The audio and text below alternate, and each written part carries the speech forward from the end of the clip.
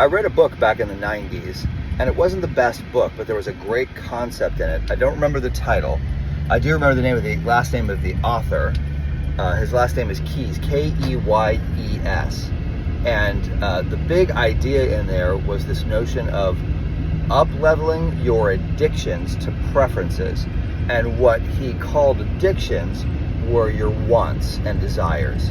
So anything you wanted, he considered an addiction, which I agree with.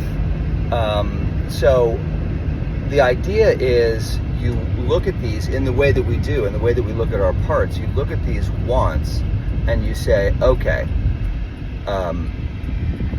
how can I work with this energy to get it to where I'm okay with whatever happens? And so it's this Buddhist idea of non-attachment. Wherever I'm attached, I'm trapped in a lie. So anything you want, really, I mean, the Buddhists said the root of suffering is desire, which I mostly agree with. I hate to say the Buddhists are wrong, but I think there's one deeper thing in there. It's like very cocky of me to say that a major religion is wrong, but I do think there is one layer beneath that, and that is this sort of trauma. The trauma is what creates the desire, right? So if you look at each desire you have, it's a desire to get something that's going to make you happy. So in other words, I'm not happy already. Something's wrong and I'm incomplete and I need to be completed. So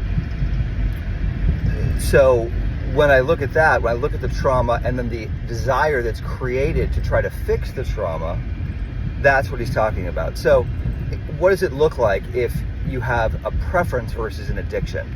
So the classic example is I go to a restaurant and I'd say, I'd like the Western omelet, please.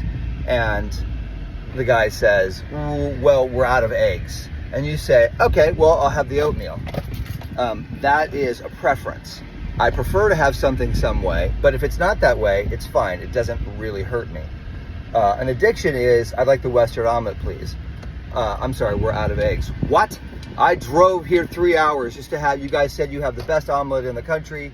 I drove here 3 hours to get here. That's an addiction, because now I'm suffering as a result of my desire. Okay, hope that helps.